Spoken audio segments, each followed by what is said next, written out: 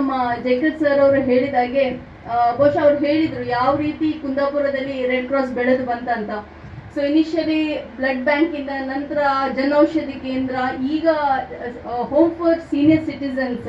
ಅದರ ಮಧ್ಯದಲ್ಲಿ ಅವ್ರು ಹೇಳಿದ್ರು ಕೋವಿಡ್ ಬಂದಾಗ ಕೋವಿಡ್ಗಾಗಿ ಸ್ಪಂದಿಸಿದ್ರು. ಸೊ ಯಾವ ಸಂದರ್ಭದಲ್ಲಿ ಅಗತ್ಯ ಇದೆ ಅದನ್ನು ಅರಿತು ಅದಕ್ಕೆ ಸ್ಪಂದಿಸುವಂತ ಒಂದು ಕಾರ್ಯವೈಖರಿ ನಮ್ಮ ಕುಂದಾಪುರ ಟೀಮ್ ಇದು. ನೀವು ನಂಬ್ತಿರಲ್ಲ, ಈಗ ರೀಸೆಂಟ್ ಆಗಿ ಮಳೆ ಬಂದಾಗ ಸರ್ ನಂಗೆ ಫೋನ್ ಮಾಡಿದ್ರು, ನಮ್ಮ ಹತ್ರ ಕಿಟ್ಸ್ ಇದೆ, ಯಾರಿಗೆ ಅಗತ್ಯ ಇದೆ ಹೇಳಿ, we can go on distributing. So ಅಂತಹ ಒಂದು ಕಾಳಜಿ ಇರುವ ಈ ಟೀಮಿನ ಕಾರ್ಯವೈಖರಿ, I have been seeing it for 1.5 years previously also. Beautiful sir, congratulations to the entire team. ನಂಗೆ ಅನಿಸ್ತದೆ ಹೆನ್ರಿ ಡುನಾಂಟ್ ಯಾರು ನಮ್ಮ who is the founder of Red Cross, I think ಅವರ ಒಂದು ಯುದ್ಧ ನೋಡಿ ರೆಡ್ ಕ್ರಾಸ್ ಅನ್ನು 1863 ಸ್ಥಾಪನೆ ಮಾಡಿದ್ರು. ಬಹುಶಃ ಇವರು ಅದೇ ಮನೋಭಾವ ಉಳ್ಳವರು, ಅದೇ ರೀತಿ ಬಹುಶಃ ಫ್ಯೂಚರ್ ಅಲ್ಲಿ I wish you also get some Nobel prize like him. That is our wish for sure.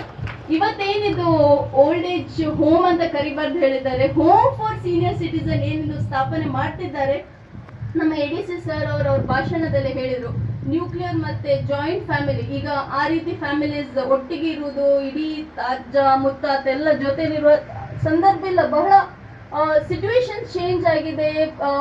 Globalisation ನಮ್ದು ಏನ್ ಹೇಳ್ತೇವೆ, ಪ್ರೈವೇಟೈಸೇಷನ್, ಗ್ಲೋಬಲೈಸೇಷನ್ ಎಲ್ಲ ಆದ ನಂತರ ಉದ್ಯೋಗ ಅವಕಾಶ ಬಂದು ಬಹಳಷ್ಟು ಜನ ಹೊರ ದೇಶಕ್ಕೆ ಹೋಗ್ಬೇಕಾದ ಅನಿವಾರ್ಯ ಪರಿಸ್ಥಿತಿ ಇದೆ. ಹಾಗೇನೆ ಕೆಲವರು ಅಹಂಕಾರದ ಪರಿಸ್ಥಿತಿಯಿಂದಲೂ ಜೊತೆಲಿ ಇರಲು ಬಯಸುವುದಿಲ್ಲ.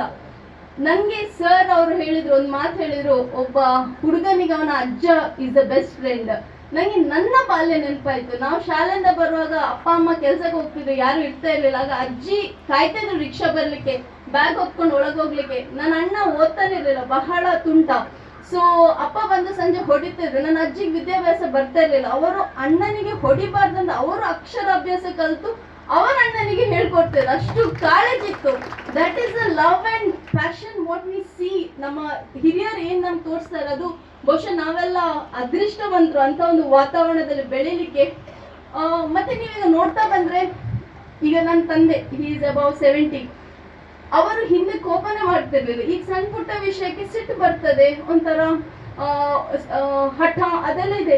Because they are living their second childhood. ಅಷ್ಟು ಶಕ್ತಿ ಇಲ್ಲದ ಕಾರಣ ಅವರೊಂದು ಸೆಕೆಂಡ್ ಚೈಲ್ಡ್ಹುಡ್ ಅನ್ನು ಏನು ಅನುಭವಿಸ್ತಿದ್ದಾರೆ.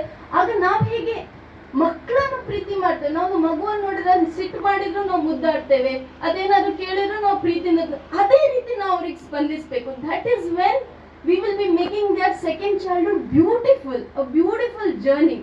ಈಗ ಇದು ನಮ್ಮ ಪೂಜೆ ಮಾಡುವಾಗ ಭಟ್ರು ಒಂದು ಮಾತು ಹೇಳಿದ್ರು, ಸುಂದರವಾದ ಪರಿಸರದಲ್ಲಿ ಒಂದು ಉತ್ತಮವಾದ ಜಾಗ ಹುಡುಕಿ ಇವರೊಂದು ಸೀನಿಯರ್ ಸಿಟಿಸನ್ಸ್ಗೆ ಒಂದು ಮನೆ ಮಾಡ್ತಾ ಇದ್ದಾರೆ ಅಂತ. ನಂಗೂ ಅನಿಸ್ತದೆ, ಇಂಥ ಒಂದು ಸುಂದರವಾದ ವಾತಾವರಣದಲ್ಲಿ ಅನಿವಾರ್ಯ ಇರ್ಬೋದು ಅಥವಾ ಬೇರೆ ವಿವಿಧ ಕಾರಣದಿಂದಾಗಿ ಯಾರೆಲ್ಲಿ ಬರ್ತಾರೆ ಅವರಿಗೊಂದು ಸುಂದರವಾದ ಜೀವನ ಅಂದ್ರೆ ಏನ್ ನಗುಮುಖವಾಗಿ ಅಂತೆ ನಾವೆಲ್ಲರೂ, ಅವ್ರು ಹೇಳಿದ್ರು, ಭಟ್ರು ಹೇಳಿದ್ರು, ನಾವೆಲ್ಲ ಬದುಕಿ ಬಂದವ್ರು ಸಾಯ್ಲೇಬೇಕು, ಬಟ್ ಒಂದು ಸಂತೋಷವಾಗಿ ಒಂದು ಮುಕ್ತಿ ಸಿಗ್ಲಿ ಅಂತ ಒಂದು ಉತ್ತಮವಾದ ವಾತಾವರಣ ತಾವು ಕಲ್ಪಿಸಿದ್ರೆ. ನಂಗೆ ಅನಿಸ್ತದೆ ಸುಮಾರು 1.5 ವರ್ಷದ ಹಿಂದೆ ನೀವು ನಂಗೆ ಸಿಕ್ಕಿದಾಗ್ಲೂ ಈ ಜಾಗದ ಬಗ್ಗೆ ಎಲ್ಲ ಒಂದು ಮಾತು ಹೇಳಿದ್ರಿ. ಅವ್ರು ಆಗ್ಲೂ ಹೇಳಿದ್ರು ನಮ್ಗಷ್ಟು ಫಂಡ್ಸ್ ಎಲ್ಲ ಗೊತ್ತಿಲ್ಲ, but we have this plan ಅಂತ. ಮತ್ತೆ ಅವ್ರು ಇನ್ನೊಂದು ಮಾತು ಅವ್ರ ಸ್ಪೀಚಲ್ಲಿ ಹೇಳಿದ್ರು, ಏನಂತೇಳಿ ನಾವು ಮುದುಕರು ಏನ್ ಮಾಡ್ಬೋದಂತ ಹೇಳಿದ್ರು. ಹಾಗೆ ತುಂಬಾ ಜನ ನಕ್ರದಂತ.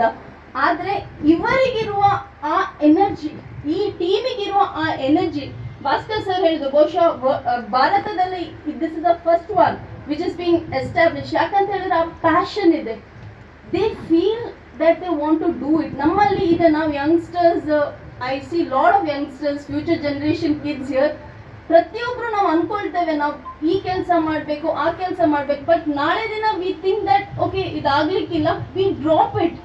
ಸೊ ಬಹುಶಃ ಇವತ್ತು ನಮ್ಗೆ ಮೋಟಿವೇಶನ್, ನಾವು ಅನ್ಕೊಂಡದನ್ನು ಸಾಧಿಸ್ತೇವೆ ಅಂತ ನಾವು ಮನದಟ್ಟು ಮಾಡ್ಕೊಂಡೆ, god the universe will show its way ಅಂತ. So let's all take a pledge today. ಏನಂತ ಹೇಳಿದ್ರೆ, ನಮ್ಮಿಂದ ಆಗುವ ಕೆಲಸ ನಮ್ಮ ಕಾರ್ಯಕ್ಷೇತ್ರದಲ್ಲಿ let us do it for the benefit of humanity. So ನಾವು ಏನೇ ಕೆಲಸ ಮಾಡುವಾಗ ಪ್ಯಾಷನ್ ಅಲ್ಲಿ ಮಾಡೋಣ ಅಂತ ಹೇಳ್ತಾ ನನ್ನ ಮಾತುಗಳಿಗೆ ವಿರಾಮ ಮಾಡ್ತೇನೆ. ಜೈ ಹಿಂದ್, ಜೈ ಕರ್ನಾಟಕ.